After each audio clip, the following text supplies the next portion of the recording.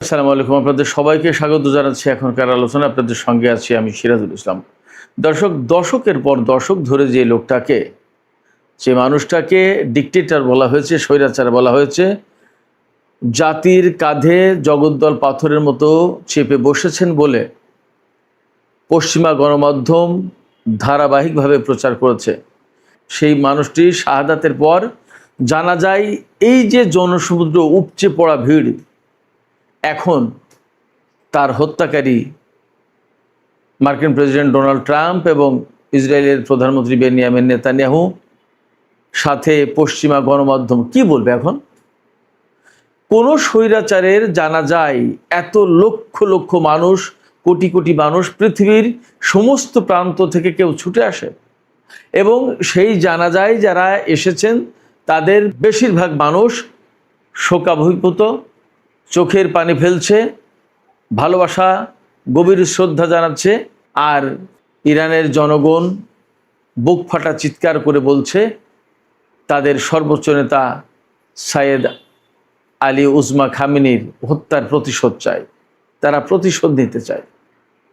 এই যে কান্না, ভালোবাসা, শ্রদ্ধা, বুক চাপড়ানো আর্তনাদ এবং প্রতিশোধের আগুন তাদের অন্তরে দাউ দাউ করে জ্বলছে।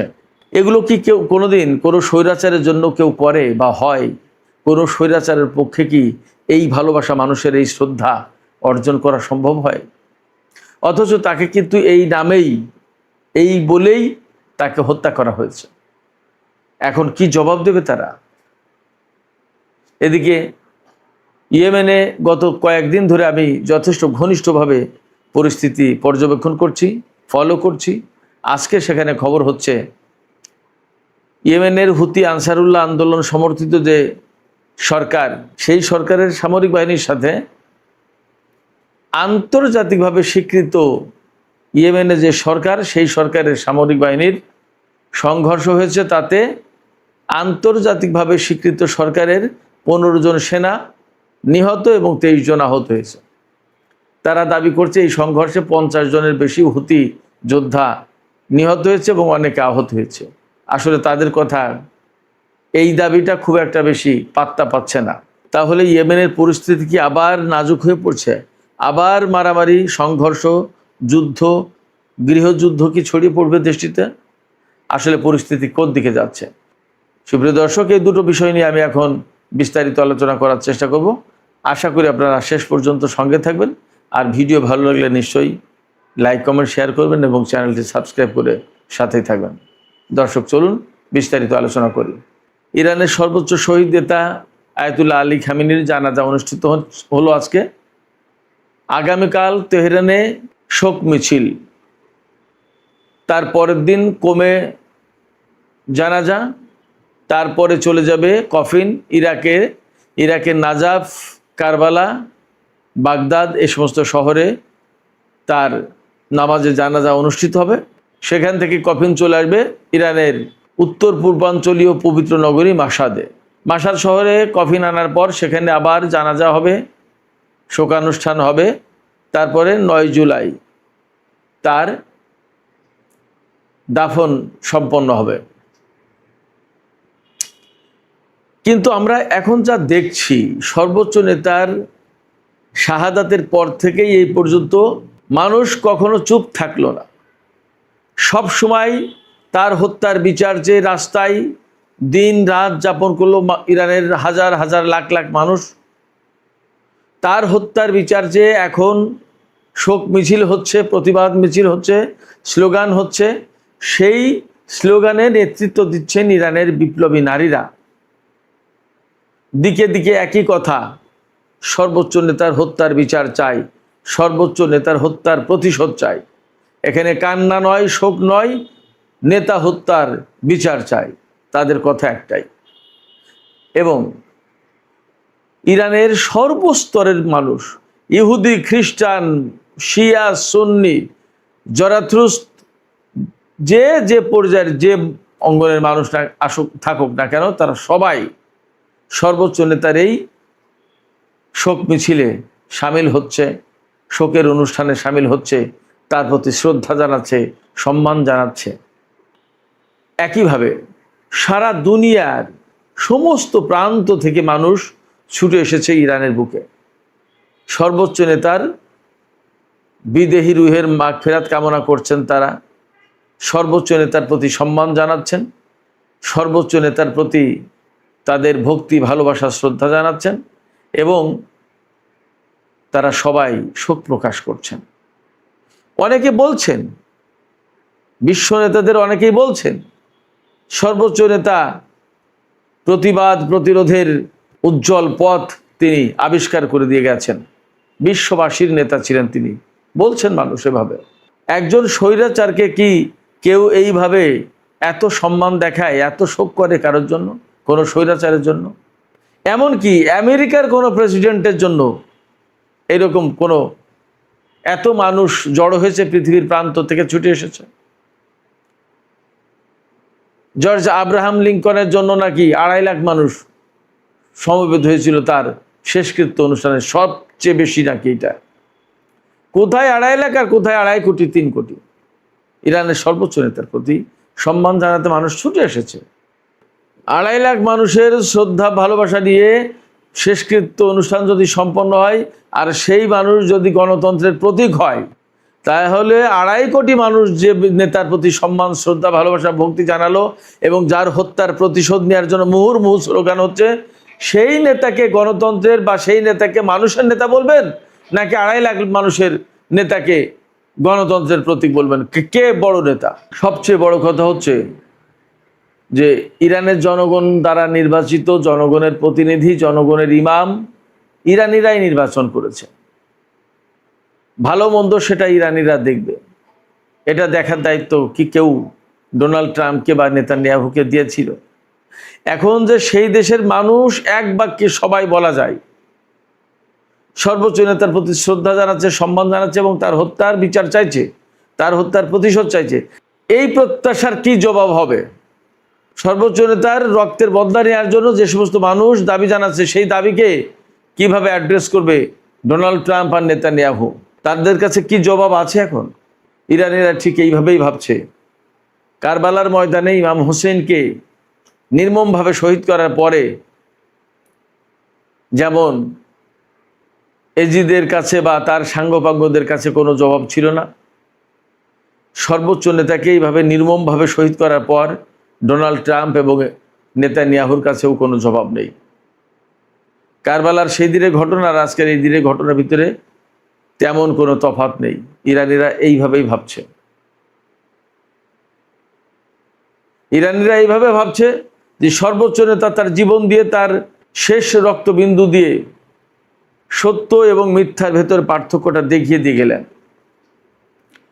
খুব বাস্তব কথা হচ্ছে, সর্বোচ্চ নেতা বেঁচে থাকা অবস্থায় ইরানের মানুষ যতটা না ঐক্যবদ্ধ ছিল, তিনি শহীদ হওয়ার পর তার চেয়ে অনেক বেশি ঐক্যবদ্ধ হলো। সেক্ষেত্রে তার শাহাদাত মানুষকে ঐক্যবদ্ধ করেছে। শুধু ইরানের জনগণ কেন, সারা বিশ্বের মানুষ তো যেভাবে ইরানকে চিনলো, ইরানের সর্বোচ্চ নেতার প্রতি সম্মান জানালো, ইরানের সর্বোচ্চ নেতাকে চিনলো, ভালোবাসলো, তিনি জীবিত থাকা অবস্থায় কিন্তু এতটা ছিল না। এই প্রত্যেকটা ঘটনা ডোনাল্ড ট্রাম্প এবং নেতানিয়াহুর জন্য মেসেজ। তারা নিশ্চয়ই ইরানে এই যে জনসমুদ্র, মানুষের ঢল দেখে তাদের নিশ্চয়ই ঘুম হারাম হয়ে গেছে, তারা ঘুমাতে পারছে না। নিশ্চয়ই তাদের মিনিমাম বিবেক বলে যদি কিছু থাকে, তাহলে তারা বিবেকের কাঠগড়ায় এখন আসামি। তারা বিবেকের কাঠগড়ায় আসামি হোক না হোক, তারা এই ভয়টুকু পাচ্ছে, যারা আজকে ইরানের মাটিতে দাঁড়িয়ে, যারা ইরানের সর্বোচ্চ নেতার কফিন ছুঁয়ে শপথ করছে এই হত্যাকাণ্ডের প্রতিশোধ নেওয়ার, তারা নিশ্চয়ই ডোনাল্ড ট্রাম্প এবং নেতানিয়াহুর জন্য দুঃস্বপ্নে পরিণত হয়েছে। তারা সবসময় ডোনাল্ড ট্রাম্প এবং নেতানিয়াহুর পেছনে ছায়ামূর্তির মতো থাকবে। ডোনাল্ড ট্রাম্প এবং নেতানিয়াহু কখনো শান্তিতে থাকতে পারবে না। তাদের জীবনটা যাবে শুধুমাত্র এইভাবে হত্যাকাণ্ডের ভেতর দিয়ে। তারা কখনো হত্যাকাণ্ড থামালে নিজেদেরকে সেফ ফিল করবে না। তবে সর্বোচ্চ নেতার এই শাহাদাতের ভেতর দিয়ে ইরানি জনগণের ভেতরে যাদের সামান্য এদিক ওদিক ছিল, হয়তো কেউ কেউ আমেরিকার প্রতি সমর্থন জানাতো বা ইরানের যে রাষ্ট্র ব্যবস্থা তার প্রতি হয়তো একটু বিদ্বেষ ছিল।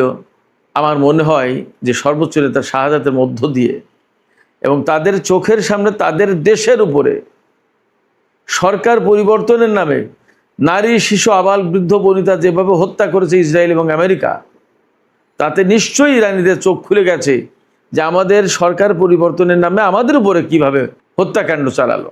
মিনাব স্কুলে যে সমস্ত শিশু বাচ্চাদের হত্যা করা হয়েছে তারা কোন রাজনীতির সাথে জড়িত ছিল? তাদের অপরাধটা কি ছিল? তারা কি সরকারের কেউ ছিল? তাদের হত্যা করা হলো কেন? এইভাবেই তো যুগের পর যুগ আমেরিকার সামরিক বাহিনী বিশ্বের বিভিন্ন দেশে জনপদে জনপদে এইভাবে অভিযান চালাচ্ছে এবং রাষ্ট্রের পর রাষ্ট্র, জনপদের পর জনপদ ধ্বংস করে দিচ্ছে। এমনই তো অভিযোগ, এমনই তো বাস্তবতা। বিশেষজ্ঞরা তো এইভাবেই ভাবছেন, এইভাবেই বলছেন। তাহলে আমেরিকা যদি গণতন্ত্র প্রতিষ্ঠার দাবি করে, জনগণের শাসনের কথা যদি তারা বলে, তাহলে আজকে যে জনমত আমরা ইরানের বুকে দেখতে পাচ্ছি সেই জনমতকে তারা কিভাবে মূল্যায়ন করবে? এই জনমতকে তারা কিভাবে মূল্য দেবে? আসলে ডোনাল্ড ট্রাম্প এবং নেতানিয়াহুর কোনো জবাব থাকবে না। তবে এটাও ঠিক যে তারা ইরানের উপরে হামলা করতে এসে যথেষ্ট উচিত শিক্ষা পেয়েছে, যথেষ্ট শিক্ষা হয়েছে তাদের, এবং এখনও খানিকটা সম্ভবত বাকি আছে। হরমুজ প্রণালী কিংবা পরমাণু কর্মসূচি নিয়ে যদি ডোনাল্ড ট্রাম্প বা মার্কিন প্রশাসন বা ইসরায়েল ইরানের সাথে বাড়াবাড়ি করে, তাহলে পরিণতি সম্ভবত আরও খারাপ হবে। আমার কাছে তেমনই মনে হচ্ছে। কারণ ইরানের যে জনগণ তারা কিন্তু টকবক করে ফুটছেন। সর্বোচ্চ নেতার শাহাদাতের পরে যে অবস্থাটা ছিল তার চেয়ে অবস্থা আরও কয়েক গুণ এখন বেড়ে গেল। প্রতিশোধের স্পৃহা এখন তাদের ভেতরে বেড়ে গেল এই কফিন, এই লাশ, এই জানাজায়, এই শোক মিছিল থেকে। অতএব ইরানের সর্বোচ্চ নেতাকে হত্যা করার ভেতর দিয়েই সমস্ত সবকিছু শেষ হয়ে যায়নি, বরং আমি মনে করছি বা বিশ্লেষকরা অনেকেই বলছেন আমেরিকা এবং ইসরায়েলের পতনের হয়তোবা শুরু। অনেকে এরকমভাবে বলছেন। আমি যদিও ঠিক এইটা বলতে চাই না যে পতন শুরু, কিন্তু তাদেরকে আসলে অনেক খেসারত দিতে হবে, এ কথা ঠিক। দেখা যাক আসলে পরিস্থিতি কোথায় গিয়ে শেষ হয়। সুপ্রিয় দর্শক, এবার ইয়েমেন সম্পর্কে একটু আলোচনা করি। ইয়েমেনে আন্তর্জাতিকভাবে স্বীকৃত একটি সরকার আছে, আর রাজধানী সানা কেন্দ্রিক হুতিদের একটি সরকার আছে। যেমন গাজায় হামাসের সরকার ছিল, আর পশ্চিম তীরে মাহমুদ আব্বাসের সরকার। এই পশ্চিম তীরের একটু নরমপন্থী ইসরায়েলের সাথে সম্পর্ক রাখে, পশ্চিমাদের সাথে সম্পর্ক রাখে, এই সরকারকে আন্তর্জাতিকভাবে স্বীকৃত সরকার বলা হয়। ঠিক তেমনি ইয়েমেনের কপালেও একই ঘটনা ঘটেছে। সেখানে রাজধানী হুতিদের কন্ট্রোলে, কিন্তু আন্তর্জাতিকভাবে স্বীকৃত হচ্ছে এডেন ভিত্তিক যে সরকার, সেই সরকার। কারণ আমেরিকা, পশ্চিমারা, সৌদি আরব তার পক্ষে।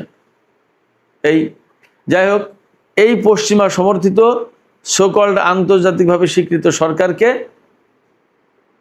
যে সেনাবাহিনী সমর্থন দেয়, তাদের সাথে হুতি যোদ্ধাদের সংঘর্ষ হয়েছে। বার্তা সংস্থা এএফপি, ফরাসি বার্তা সংস্থা, এই বার্তা সংস্থার কাছে এডেন ভিত্তিক সরকারের একজন সেনাবাহিনীর কর্মকর্তা জানিয়েছেন যে হুতিদের হামলায় অন্তত 15 জন সেনা নিহত এবং 23 জন আহত হয়েছে। তিনি আবার দাবি করেছেন যে হুতিরাও 50 জন মারা গেছে, আরও অনেকে আহত হয়েছে। কিন্তু এই খবর ফ্যাক্ট হচ্ছে যে আন্তর্জাতিক গণমাধ্যমে হেডলাইন হয়নি। হেডলাইনটা হয়েছে যে আন্তর্জাতিকভাবে স্বীকৃত ইয়েমেনের সরকারের অনুগত সামরিক বাহিনীর 15 জন সদস্য নিহত আর 23 জন আহত। আর গত কয়েকদিন ধরে কিন্তু আমি বলছিলাম যে ইয়েমেনে অনেক কিছু ঘটছে। ইয়েমেনে ইরানের বিমান নামলো, সৌদি আরবের অবরোধ ভেঙে হুতিরা আবার সৌদি আরবকে হুমকি দিল, সৌদি আরব আবার হুমকি দিল। এরপরেই এই দুই পক্ষের ভেতরে সংঘর্ষ লাগলো। এই সংঘর্ষটা হয়েছে মূলত ইয়েমেনের পশ্চিমাঞ্চলে। ইয়েমেনের পশ্চিমাঞ্চলে আল হুদাইদা এই প্রদেশে। এটা কিন্তু একেবারে লোহিত সাগরের তীরবর্তী একটা প্রদেশ। এর সাথে কিন্তু সৌদি আরবের সীমান্ত রয়েছে।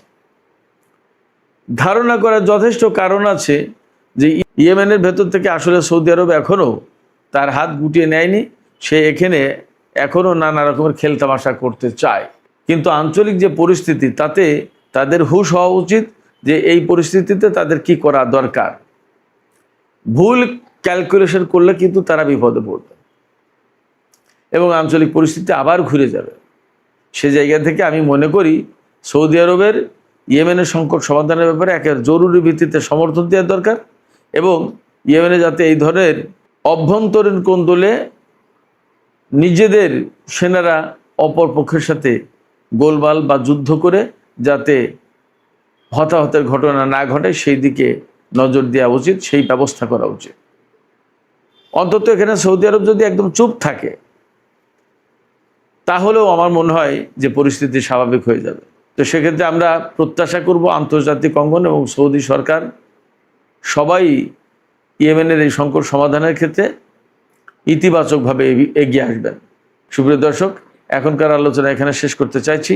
যাবার আগে আপনাদের কাছে জানতে চাই, সর্বোচ্চ নেতা, ইরানের সর্বোচ্চ নেতাকে যে ডিকটেটর বলে তাকে হত্যা করা হলো, এখন যে জনসমুদ্র দেখছে, এই অবস্থায় ডোনাল্ড ট্রাম্প এবং নেতানিয়াহুর কি জবাব হবে? তারা কি জবাব দেবে?